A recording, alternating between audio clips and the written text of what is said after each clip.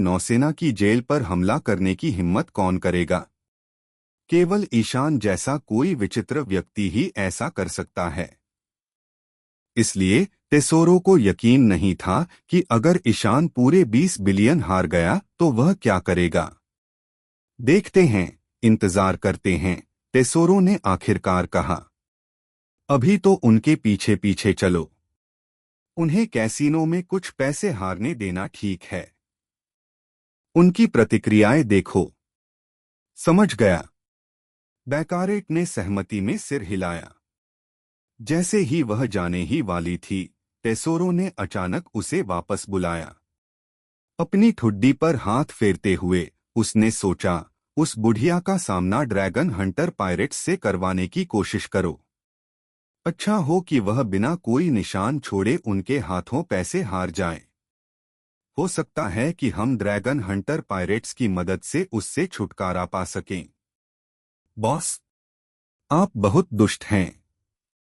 Baccarat ने अपनी कमर हिलाते हुए शान से हंसते हुए कहा। टेसोरो के महल से निकलने के बाद ड्रैगन हंटर समुद्री डाकू ईशान के चारों ओर इकट्ठा हो गए, नकदी से भरे 20 लकड़ी के बक्सों को घूरते हुए। उन्हें चक्कर आ रहा था। ऋतु ने अपना मुंह ढक लिया और ईशान से हंसते हुए कहा, अगर नैना यहाँ होती तो तुम मुसीबत में पड़ जाते। नाना भी हंसे। मुझे लगता है कि अगर आप इन सारे पैसों की तस्वीर लेकर नैना को भेज दें तो वह दुनिया के कोने कोने से दौड़ी दौड़ी आपके पास आ जाएगी।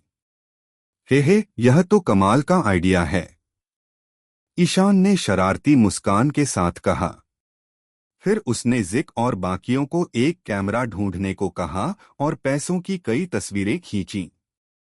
उसने बाद में नैना को लुभाने के लिए इन तस्वीरों का इस्तेमाल करने की योजना बनाई।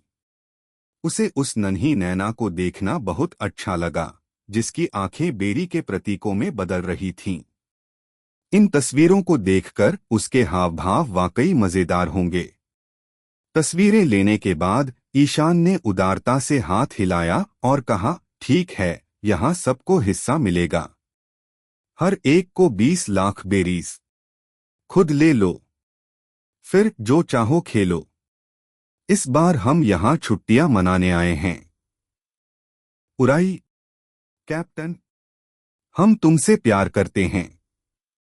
चालक दल के सदस्य खुशी से झूम उठे और उत्सुकता से अपने पैसे लेने के लिए बक्सों की ओर दौड़ पड़े। इस अप्रत्याशित लाभ के साथ ईशान की योजनाएं काफी विस्तृत हो गईं। Dragon Hunter pirates, heart pirates और मॉन्क पायरेट्स में कुल मिलाकर लगभग 180 लोग थे। बिना सोचे समझे ईशान ने एक ही बार में लगभग 4 अरब बेरीज बांट दी। फिर भी उसके पास अभी भी 16 अरब से अधिक धनराशि शेष थी, जिससे वह बिना किसी हिचकिचाहट के आसानी से 10 अरब और निवेश कर सकता था। चलो पीने चलें। लक्ष्य ने अपने हाथों में नोट गिनते हुए कहा और उरुगे से पूछा। जरूर। उरुज ने बिना सोचे समझे मुस्कुराते हुए सहमति जताई। मैं एक बार में जाना चाहता हूं जहां ढेर सारी खूबसूरत औरतें हों। यह व्यक्ति, जिसका उपनाम पागल साधु था, किसी भी चीज के बारे में नखरेबाज नहीं था। खरीदारी? कपड़े खरीद रही हूं। नाना ने पैसे लहराए और रीजू और ऋतु को पुकारा, चलो, मैं अब और इंतजार नहीं कर सकती। हम भी जाना चाहते हैं। शुगर और वॉलनट हाथ पकड़कर उछल पड़े, हम प्यारे भालू के कपड़े खरीदना चाहते हैं। चाचा राघव चौहान हंसे और मगरमच्छ को पुकारा, सुना है तुम कसीनो चलाते थे। मेरे साथ कुछ राउंड खेलने चलोगे?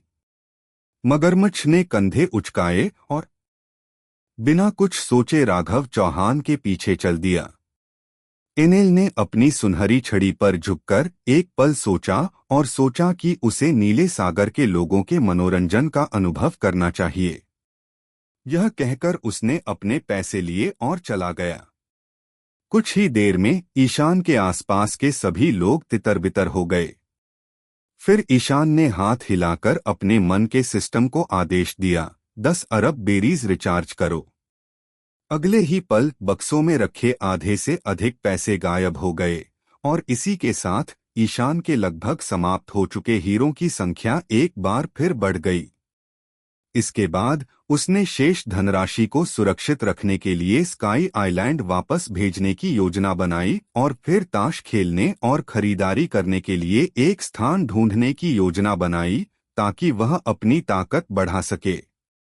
हालांकि तभी उसके पीछे से एक हैरान करने वाली आवाज आई, आ कितना अद्भुत! भगवान ईशान, क्या यह आपकी शैतान फल क्षमता है? पीछे मुड़कर ईशान ने बैकारेट को देखा, जो अब एक नए परिधान में थी, जिससे वह और भी अधिक आकर्षक लग रही थी। ईशान मुस्कुराया। जैसी उम्मीद थी, बैकारेट आ गया था। ऐसा लग रहा था कि तेजोरो ने अपने टूर गाइड के लिए जो इंतजाम किया था, वह बिल्कुल भी आश्चर्यजनक नहीं था। बैकारेट ने मुस्कुराते हुए पास आकर सहजता से अपना हाथ ईशान के हाथ से मिला दिया। वह हंसी, भगवान ईशान, अगर बचे हुए पैसे ले जाना असुविधाजनक हो तो आप उन्हें चिप्स से बदल सकते हैं। इस सुनहरे शहर में चिप्स सर्वत्र स्वीकार्य हैं। चाहे खाना हो, ठहरना हो या खरीदारी करनी हो, चिप्स का इस्तेमाल किया जा सकता है। ईशान ने बेपरवाही से बैकारेट के हाथ पर नजर डाली, जिससे उसे यकीन हो गया कि उसने वाकई दस्ताने पहने हुए हैं। तभी वह मुस्कुराया और बोला, यह सबसे अच्छा रहेगा। कृपया इसे बड़े चिप्स से बदल दें। इस तरह ले जाना ज्यादा सुविधाजनक होगा। बैकारेट ने सिर हिलाया, ताली बजाई और कई काले सूट पहने अधीनस्थ तुरंत ईशान को चिप एक्सचेंज पूरा करने में मदद करने के लिए प्रकट हुए। अंत में ईशान को चिप्स से भरा एक सूटकेस मिला, जिसकी कीमत 10 लाख से लेकर 10 करोड़ तक थी। चलो अब मैं तुम्हें गोल्डन सिटी घुमाती हूँ। तुम हमारे सम्मानित मेहमान हो और मैं तुम्हारी अच्छी देखभाल करूंगी। बैकारेट मुस्कुराई और उसके पास आकर बैठ गई। उसकी भरी हुई छाती ईशान की बाह से सट गई। तो फिर चलें। ईशान ने सिर हिलाया, दूसरे हाथ से सूटकेस उठाया और बैकारेट के पीछे चल पड़ा। बैकारेट पहले ईशान को व्यापारिक सड़क पर ले गया और उसे नए कपड़े खरीदने के लिए राजी किया। ईशान हमेशा एक लंबा, बिना आस्तीन का ट्रेंच कोट पहनते थे। शुरुआत में इस कोट में आस्तीनें होती थीं, लेकिन ईशान के ब्लैक ड्रैगन वेव के नियमित इस्तेमाल के कारण आस्तीन ज्यादा देर तक नहीं टिकती थीं। समय के साथ उन्होंने इस बिना आस्तीन वाले लुक को बरकरार रखा। हालांकि इस बात से इनकार नहीं किया जा सकता कि लंबी समुद्री यात्राओं के दौरान कपड़ों को साफ रखना मुश्किल हो जाता था। ईशान अपेक्षाकृत भाग्यशाली था, क्योंकि बेबी 5 अक्सर कपड़े धोने में उसकी मदद करता था। फिर भी कपड़ों को बार बार धोने से स्वाभाविक रूप से उनके रंग उड़ जाते थे और वे घिसे पिटे से दिखने लगते थे। इसलिए ईशान ने बैकारेट के सुझाव को ठुकराया नहीं। व्यावसायिक सड़क की ओर जाते हुए बैकारेट ईशान को आसपास के नज़ारों से परिचित कराता रहा, लेकिन वह कुछ हद तक बेसुध सा लग रहा था। इससे बैकारेट हैरान रह गई और सोचने लगी कि उसने क्या गलती की होगी। उसे क्या पता था कि ईशान वास्तव में अपने मन में कार्ड प्रणाली का अध्ययन करने पर ध्यान केंद्रित कर रहा था। इम्पेल डाउन की लड़ाई और एडवार सागर में नौसैनिक युद्ध के बाद ईशान अंततः 60 के स्तर पर पहुंच गया था।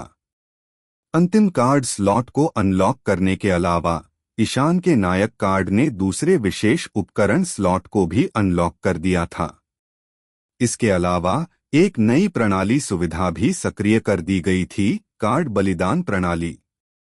कार्ड बलिदान प्रणाली काफी अनोखी थी। किसी श्रृंखला के सभी 1 से 4 स्टार कार्ड इकट्ठा करके कोई भी उस श्रृंखला के किसी भी 5 स्टार लाल कार्ड के लिए आंतरिक स्थिति को अनलॉक करने के लिए उनका बलिदान कर सकता था। इसका क्या मतलब है? ईशान ने सिस्टम पर गहन पूछताछ के बाद इसका जवाब ढूंढ निकाला। उदाहरण के लिए, ईशान का मौजूदा Ishan Yagami card 4 star card से 5 स्टार रेड कार्ड में अपग्रेड हो गया है। इसका मतलब है कि कार्ड अब इनर स्टेट अनलॉक करने की सभी शर्तें पूरी करता है। जब तक Ishan king of fighters series के सभी कार्ड मूल 5 स्टार रेड कार्ड को छोड़कर इकट्ठा कर लेता है, तब तक वह ईशान यागामी कार्ड के लिए इनर स्टेट अनलॉक करने के लिए इन कार्डों का त्याग कर सकता है। ईशान यागामी कार्ड की आंतरिक अवस्था क्या है? यह आसान है। सिस्टम ने ईशान को सूचित किया कि बलिदान के बाद ईशान यागामी कार्ड को विशेष रक्त का दंगा क्षमता प्राप्त होगी। यह रक्त का दंगा मूल रूप से ईशान यागामी के परिवार और ओरोची वंश के बीच हुए रक्त अनुबंध से उत्पन्न हुआ था, जिसके कारण ईशान यागामी में स्वर्गीय देवता के रक्त के कारण नकारात्मक प्रतिक्रिया हुई और परिणामस्वरूप एक उन्मत्त अवस्था उत्पन्न हुई। हालांकि कार्ड प्रणाली में इसे ईशान यागामी कार्ड की आंतरिक अवस्था के रूप में परिभाषित किया गया है। सिस्टम के अनुसार प्रत्येक कार्ड की आंतरिक अवस्था भिन्न हो सकती है। ईशान यागामी के लिए रक्त का दंगा क्षमता गति और आक्रमण शक्ति को उल्लेखनीय रूप से बढ़ा देती है। इसके विपरीत यदि यह उसी किंग ऑफ फाइटर्स श्रृंखला का ओरोची कार्ड है, तो बलिदान के बाद प्राप्त आंतरिक अवस्था भिन्न होती है। यह मूल गेम के ओरोची क्लोन मिजुची के कौशल प्रदान करती है। अंतिम चालें अधिक असाधारण और अजेय हो जाती हैं। की कार्ड की आंतरिक अवस्था एसक्लास दानव क्षमता प्रदान करती है, जो मूल कार्य की उस सेटिंग पर आधारित है जहां दानव विश्व टूर्नामेंट के दौरान ही की दानव ऊर्जा एसक्लास तक पहुंच जाती है। इसे सक्रिय करने से मानसिक शक्ति नेन में अत्यधिक वृद्धि होती है। मिसाका मिकोटो कार्ड की बात करें तो इसकी आंतरिक अवस्था काफी मनोरंजक है। यह मिसाका सिस्टर्स क्षमता प्रदान करती है। इससे मिसाका मिकोटो की किसी भी कार्ड क्षमता का उपयोग करते समय एक क्लोन को बुलाया जा सकता है, जिससे बिना किसी लागत के एक समान कौशल वाला हमला संभव हो जाता है। दूसरे शब्दों में, अगर ईशान मिसाका मिकोटो के कार्ड के लिए जरूरी कार्डों का त्याग कर सकता है, तो वह एक ऐसा क्लोन बुला पाएगा जो रेलगन क्षमता का उपयोग करते समय एक साथ रेलगन भी दाग सकता है। संक्षेप में, तथाकथित आंतरिक स्थिति अनिवार्य रूप से एक कार्ड के छिपे हुए प्रभाव और क्षमताएं हैं, जो 5 स्टार कार्ड के लिए एक विकास का प्रतिनिधित्व करती हैं, जो निश्चित रूप से विकसित करने लायक है।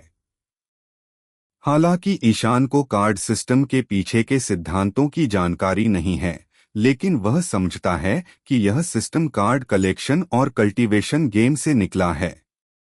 इस तरह के खेलों की एक आम सीमा होती है। एक समय में इस्तेमाल किए जा सकने वाले कार्डों की संख्या सीमित होती है। एक साथ इस्तेमाल किए जा सकने वाले कार्डों की अधिकतम संख्या केवल 6 होती है। यह स्वाभाविक रूप से ईशान के गुणों के लिए एक बाधा बन जाता है, जिससे वह एक ऐसा किरदार नहीं बन पाता जो अपनी इच्छा से ग्रहों को नष्ट कर सके। हालांकि एक समय में 6 कार्डों की विशेषताओं तक सीमित होने के बावजूद यह प्रणाली युद्ध के दौरान कार्ड बदलने पर कोई प्रतिबंध नहीं लगाती। इससे ईशान की क्षमताएं बहुमुखी और विभिन्न युद्ध क्षेत्रों के अनुकूल हो जाती हैं। बलिदान प्रणाली के खुलने से 5 स्टार लाल कार्डों की क्षमताओं में महत्वपूर्ण विकास होगा, जिससे कुछ विशेषताओं की कमियों की भरपाई हो जाएगी। इसका मतलब है कि ईशान के लिए 4 सम्राटों से भी बेहतर स्तर तक पहुंचना वाकई संभव है। कपड़ों की खरीदारी के लिए बैकारेट के नेतृत्व में जाते समय ईशान वास्तव में अपने कार्ड लाइब्रेरी की जांच कर रहा था। यह देखने की कोशिश कर रहा था कि क्या वह इस स्तर पर कार्ड बलिदान पूरा कर सकता है। हालांकि जैसे जैसे वह जांचता और तुलना करता गया, ईशान का दिल धीरे धीरे डूबने लगा। चूंकि सिस्टम ने लेवल 40 पर इलस्ट्रेशन फंक्शन खोल दिया था, इसलिए यह देखना संभव हो गया कि किसी खास सीरीज में कौन से कार्ड हैं। ईशान ने पाया कि जिस सीरीज को पूरा करने की उसकी सबसे ज्यादा संभावना थी वह असल में a certain magical index cards की सीरीज थी। क्यों? क्योंकि कार्डों की इस श्रृंखला के लिए बुनियादी कौशल की आवश्यकता थी जो ईशान की क्षमताओं के सबसे अनुकूल थे। अधिकांश कार्डों के लिए मानसिक साधना कौशल और शारीरिक तकनीकों की आवश्यकता थी। शायद ऐसा इसलिए था क्योंकि इस श्रृंखला के पात्रों ने महाशक्तियों और जादुई क्षमताओं का इस्तेमाल किया था। इसका मतलब था कि ईशान ड्रॉ के जरिए उन कमस्टार वाले पत्तों को अपेक्षाकृत आसानी से इकट्ठा कर सकता था। इसके विपरीत हालांकि ईशान के पास वर्तमान में किंग ऑफ फाइटर्स श्रृंखला के 2 पत्ते ईशान और ओरोची थे जो किसी भी श्रृंखला से उसके पास सबसे ज्यादा थे, इसका मतलब यह नहीं था कि वह किंग ऑफ फाइटर्स श्रृंखला के डेक को आसानी से पूरा कर सकता था। ऐसा इसलिए था क्योंकि कुछ अन्य पत्तों के लिए न केवल शारीरिक तकनीकों की बल्कि युद्ध कौशल की भी आवश्यकता थी। जैसा कि पहले बताया गया है, चाहे एक बार ड्रॉ हो या लगातार 10 बार दिखाई देने वाले कार्ड ईशान के मौजूदा कौशल के अनुरूप होंगे। उदाहरण के लिए वॉरक्राफ्ट सीरीज के कार्ड जैसे कि सिल्वनस जो धनुष बाण का इस्तेमाल करता है, उन्हें ड्रॉ करने के लिए ईशान के पास तीरंदाजी का कौशल होना जरूरी है। यह प्रतिबंध शुरुआती दौर में फायदेमंद है क्योंकि इससे ईशान अपने इस्तेमाल किए जा सकने वाले कार्डों के जरिए तेजी से युद्ध शक्ति विकसित कर सकता है। हालांकि अब जब वह कार्डों का पूरा सेट इकट्ठा करना चाहता है तो इससे उसके लिए चीजें और मुश्किल हो गई हैं। हालांकि अभी भी ऐसे कार्ड मिलने की संभावना है जो उसके बुनियादी कौशल से मेल नहीं खाते, लेकिन इसकी संभावना काफी कम है। यह ईशान के लिए बुरी खबर है क्योंकि इसका मतलब है कि इस तरह के कार्ड उसके लिए एसएसआर कार्ड जितने ही दुर्लभ हो गए हैं। बेशक वह अपनी संभावनाओं को बढ़ाने के लिए लगातार 10 ड्रॉ में बड़ी मात्रा में हीरे डाल सकता था, लेकिन इससे एक बार फिर उसकी किस्मत की परीक्षा होगी। सिस्टम के लगातार पैसे उड़ाने वाले सेटअप के बारे में सोचकर ही ईशान को सिरदर्द होने लगा। नतीजा, पूरे रास्ते उसका ध्यान भटकता रहा, यहाँ तक कि कपड़े खरीदते समय भी। उसने बकारैट की बातों पर जरा भी ध्यान नहीं दिया, बस अस्पष्ट उह कहकर जवाब दिया। इसलिए जब वह आखिरकार कपड़ों की दुकान से बाहर निकला तो उसने खुद को पूरी तरह से बदला हुआ पाया। अब वह अपनी नाक पर लाल धूप का चश्मा पहने हुए था, ऊपरी शरीर पर एक खुली छोटी आस्तीन वाली हवाईयन शर्ट, निचले शरीर पर फूलों वाली समुद्रतीय शॉर्ट्स और पैरों में एक जोड़ी चप्पल पहने हुए था और बिल्कुल एक हवाईयन पर्यटक जैसा दिख रहा था। ईशान को इससे कोई खास फर्क नहीं पड़ा क्योंकि वह तो वैसे भी वहां मौजमस्ती करने आया था। बैकारेट ने एक सफेद गुलाब पकड़ा, उसे अपनी हवाईयन शर्ट की बाईं जेब में रखा, संतुष्टि में अपने हाथों से ताली बजाई और कहा, ठीक है लॉर्ड ईशान, आप आगे कहाँ जाना चाहेंगे? बैकारे का सवाल सुनकर ईशान ने एक पल सोचा और पूछा, मैंने सुना है कि आपके यहाँ नीलामी होती है। बिल्कुल, बैकारेट ने गर्व से कहा। दरअसल गोल्डन सिटी में होने वाली नीलामी दुनिया की सबसे बड़ी नीलामी होती है, क्योंकि यहाँ अक्सर बड़ी संख्या में धनी लोग इकट्ठा होते हैं, इसलिए कई दुर्लभ खजाने नीलामी के लिए यहाँ भेजे जाते हैं। ईशान को उन खजानों की ज्यादा चिंता नहीं थी। उसने पूछा, क्या आप यहाँ शैतानी फलों की नीलामी करते हैं? हाँ, हम करते हैं। बैकारेट ने सिर हिलाया। हर साल ग्रैंड टेसोरो से 20 से ज्यादा डेविल फ्रूट्स की नीलामी होती है और तुम बिल्कुल सही समय पर आए हो। हाल ही में नीलामी में 3 डेविल फ्रूट्स मिले हैं जो सभी समुद्री लुटेरों द्वारा यहाँ लाए गए थे, जिन्होंने उन्हें हासिल कर लिया था। ये अगले 3 हफ्तों तक चलने वाली नीलामी का मुख्य आकर्षण रहेंगे। ईशान को थोड़ा आश्चर्य हुआ और उसने पूछा, इतने सारे? क्या इसका मतलब यह है कि आप नौसेना और विश्व सरकार को शैतानी फल इकट्ठा करने में भी मदद करते हैं? बैकारेट मुस्कुराई और सीधे जवाब तो नहीं दिया, लेकिन उसके हाव भाव से साफ जाहिर था कि यह बात सच है। उसने हंसते हुए कहा, लॉर्ड ईशान, क्या आपको भी डेविल फ्रूट्स में दिलचस्पी है? क्या आप पहले से ही डेविल फ्रूट इस्तेमाल करते हैं? हे, मेरे समुद्री डाकू दल में कई ऐसे हैं जो अभी तक डेविल फ्रूट उपयोग करता नहीं हैं। ईशान ने उत्तर दिया। नीलामी आज हो रही है। अंत में एक शैतानी फल पेश किया जाएगा।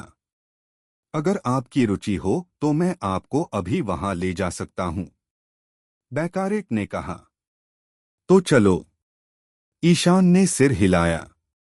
क्या तुम्हें पता है इस बार कौन सा शैतानी फल निकलेगा? मुझे ज्यादा यकीन नहीं है, बैकारेट ने जवाब दिया। मैंने उन छोटी छोटी बातों पर ध्यान ही नहीं दिया। बोलने के बाद बैकारेट ने अपनी कलाई उठाई और अपनी कलाई पर बंधे बच्चे डैन डैन मुशी को बुलाया।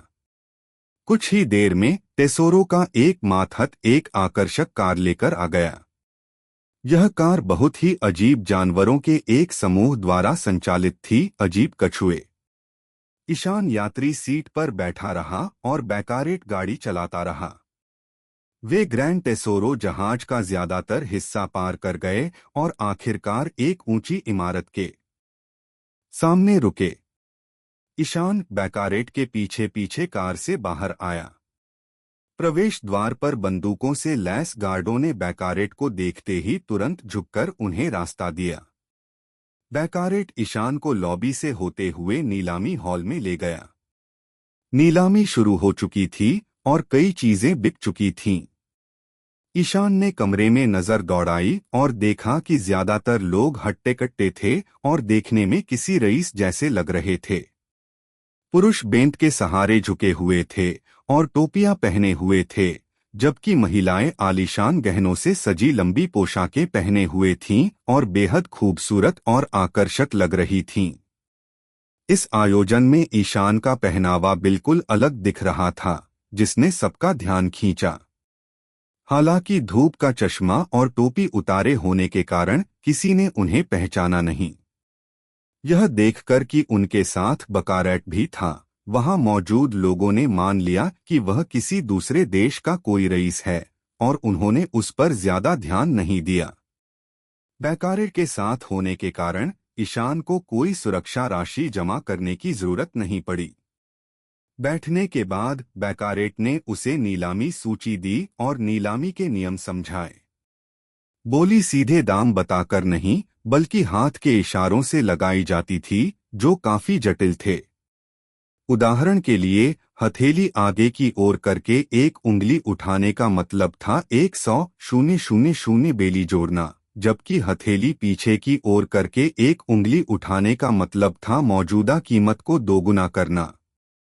जो लोग बोली लगाने के इन इशारों से अनजान थे, वे आसानी से गलतियां कर सकते थे।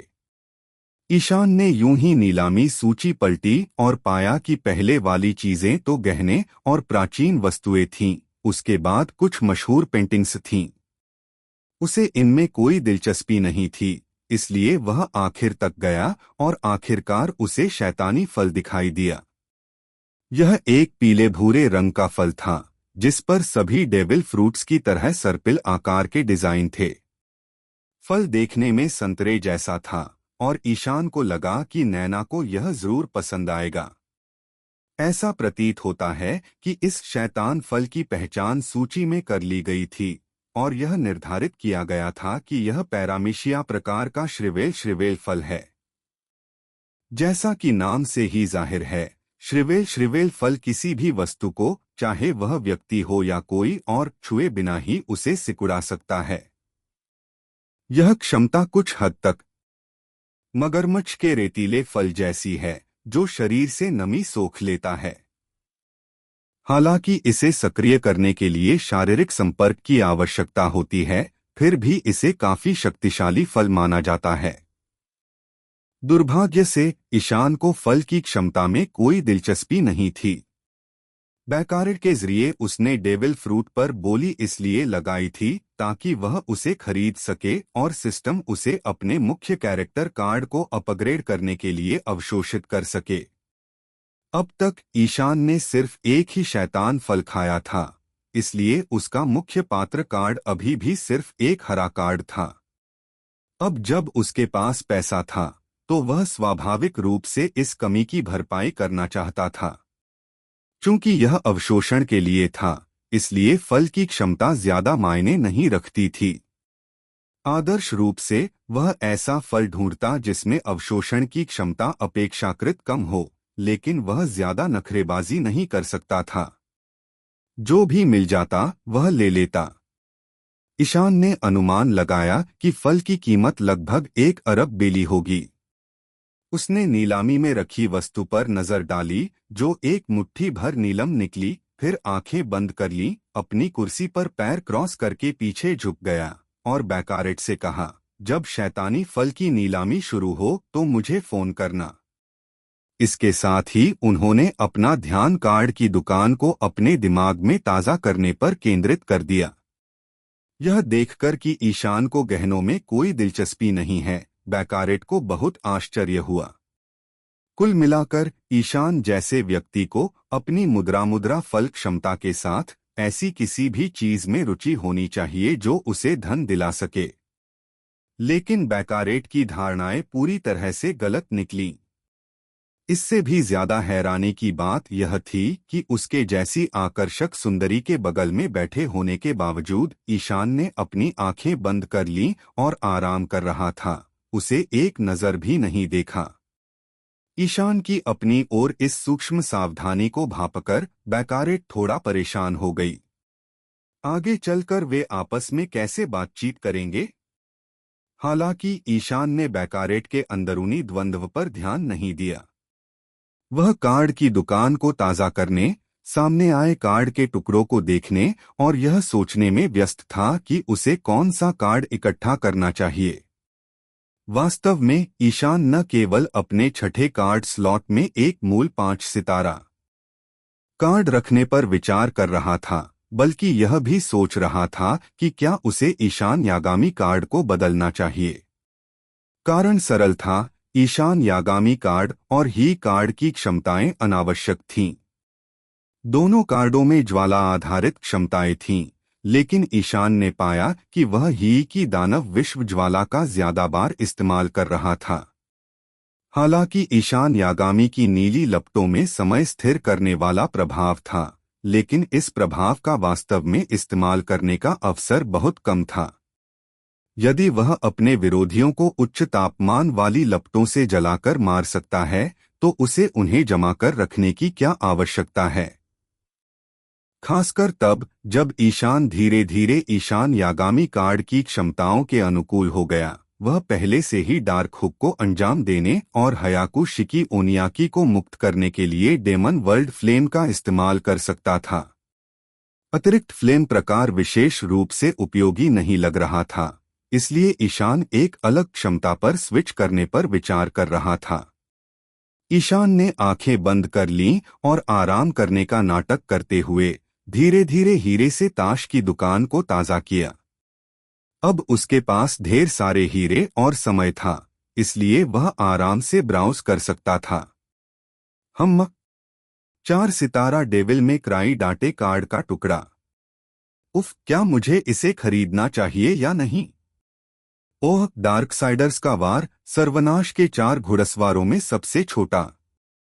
प्रभावशाली है, लेकिन यह मेरी छवि के बिल्कुल अनुकूल नहीं है। पास तूफान गोएनिट्स का एक टुकड़ा। यह अच्छा है।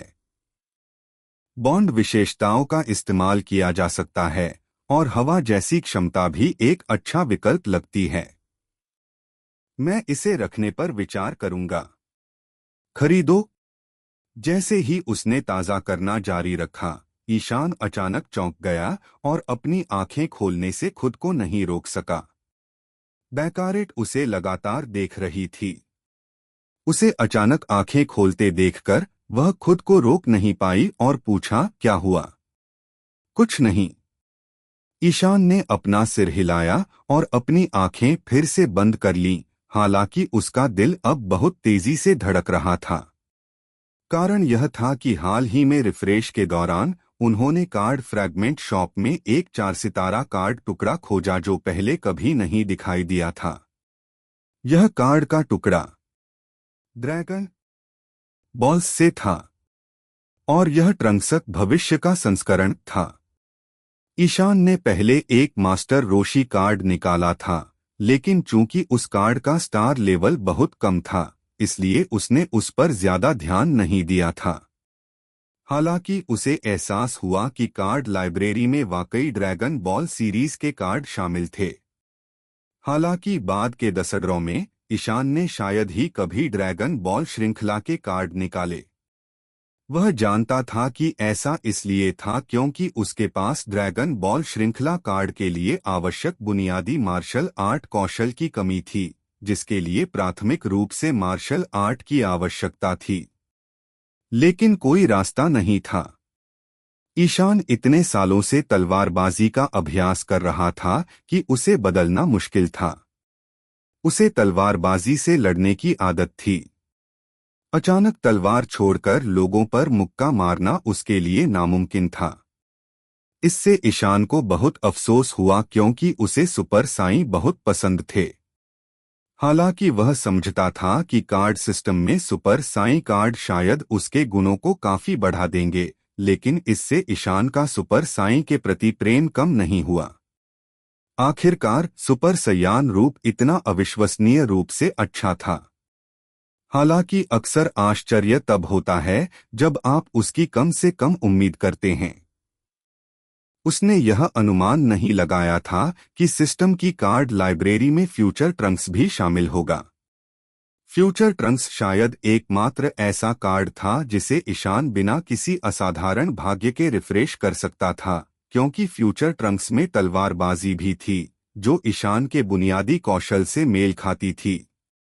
ईशान ने अंदाजा लगाया कि जब सिस्टम ने उसे रिफ्रेश किया था, तब भी यह कार्ड शायद पहले ही दिखाई दे चुका था, लेकिन समय की कमी के कारण वह खुद इसे ब्राउज नहीं कर पाया और उसे देख नहीं पाया।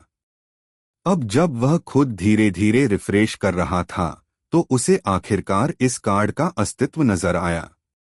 ईशान तुरंत रोमांचित हो गया। भले ही यह फ्यूचर ट्रंक्स ही क्यों न हो, इसमें अभी भी सुपर सैयान खून है। इस कार्ड में निस्संदेह सुपर सैयान क्षमताएं थीं। इसे खरीद लो। अब मेरे पास पैसों की कमी नहीं है। मुझे यह कलेक्शन पूरा करना है। जैसे ही ईशान लगातार स्टोर को नया रूप दे रहा था, नीलामी धीरे धीरे अपने चरम पर पहुंच गई। जैसे ही शैतान फल लाया गया, बैकारेट ने ईशान को जगा दिया। ईशान ने नींद से भरे हुए जम्हाई लेने का नाटक किया और कुर्सी पर अपनी बाहें फैलाकर अपने आसपास के धनी और शक्तिशाली प्रतिभागियों पर नजर डाली। जाहिर है, इन लोगों को शैतानी फल में काफी दिलचस्पी थी। जब नीलामीकर्ता शैतानी फल का परिचय दे रहा था, तब वे फुसफुसाते हुए और एकांत में इस पर चर्चा कर रहे थे। समाज के उच्च वर्ग के सदस्य होने के नाते ये लोग निस्संदेह शैतान फल में रुचि रखते थे, लेकिन गलत मत समझिए, वे वास्तव में कभी भी शैतान फल नहीं खाएंगे। शैतानी फल इस दुनिया में कई सालों से मौजूद है। ज्यादातर आम लोग शैतानी फल की असली ताकत को पूरी तरह न समझ पाने के कारण उससे थोड़ा डरते हैं। हालांकि वे जानते हैं कि शैतानी फल खाने से असाधारण शक्तियां मिलती हैं, लेकिन वे यह भी मानते हैं कि फल में एक अवर्णनीय राक्षस रहता है। जैसे ही कोई शैतानी फल खाता है, वह राक्षस उसके शरीर पर कब्जा कर लेता है। इस तरह की मान्यताएं अंधविश्वास हैं, लेकिन दुनिया में ये बहुत आम हैं। अमीर लोगों के लिए उनकी सबसे कीमती संपत्ति निस्संदेह उनकी अपनी जान है। वे शैतानी फल खाकर अपनी जान जोखिम में डालने के बजाय इन अंधविश्वासों पर विश्वास करने को तैयार रहते हैं। हम कुलीन लोग उन आम लोगों की तरह कैसे व्यवहार कर सकते हैं? तो इन लोगों की शैतान फल में रुचि जिज्ञासा और मनोरंजन के कारण है, या उनकी संग्रह करने की आदत के कारण है, या शायद वे इसे उच्च स्थिति के लिए एक कदम के रूप में देखते हैं। वे खुद इसे खाने की हिम्मत तो नहीं कर सकते, लेकिन अपने मातहतों को इसे खाने पर मजबूर कर सकते हैं। एक शैतान फल उपयोगकर्ता को अंगरक्षक के रूप में रखने से उनकी सुरक्षा में उल्लेखनीय वृद्धि होगी। यह भी ध्यान देने योग्य है कि दुनिया के सबसे बड़े अभिजात वर्ग के रूप में सेलेस्टियल ड्रैगन इन कुलीन वर्गों पर बहुत प्रभाव डालते हैं। उनमें से कई अपने गुलामों को मनोरंजन के लिए शैतान फल खिलाकर सेलेस्टियल ड्रैगन की नकल करने की इच्छा रखते हैं। जल्द ही नीलामीकर्ता ने शैतान फल की शुरुआती कीमत की घोषणा की, 500 मिलियन बेरीज। जैसे ही शुरुआती कीमत की घोषणा हुई, बोलियां आनी शुरू हो गईं। हालांकि ईशान को आश्चर्य इस बात पर हुआ कि ये लोग एक बार में केवल 100,000 बेरीज की बोली बढ़ा रहे थे, कभी कभी 200,000 या 300,000 बेरीज तक बढ़ जाते थे। हैरान होकर ईशान ने बैकारेट से पूछा, क्या आपको यकीन है कि ये लोग सचमुच अमीर हैं? उनके विचार से एक तथाकथित धनी व्यक्ति को एक बार में कम से कम 10 लाख की बोली बढ़ानी चाहिए। 1 लाख बेरीज की किश्तों में बोली? क्या तुम मजाक कर रहे हो? बैकारेट ने अपना मुंह ढक लिया और हंसते हुए ईशान से फुसफुसाया, तुम समझ नहीं रहे हो। सच तो यह है कि कई अमीर और कुलीन लोग बस दिखावे के लिए होते हैं। अपनी आलीशान जीवन शैली को बनाए रखने के लिए कई लोग तो उधार के पैसों पर भी गुजारा करते हैं। और हाँ, ज्यादातर अमीर और कुलीन लोग मूर्ख नहीं होते, वे काफी चतुर होते हैं। वे इस तरह की तुच्छ चीजों पर एक साथ पैसा बर्बाद नहीं करेंगे।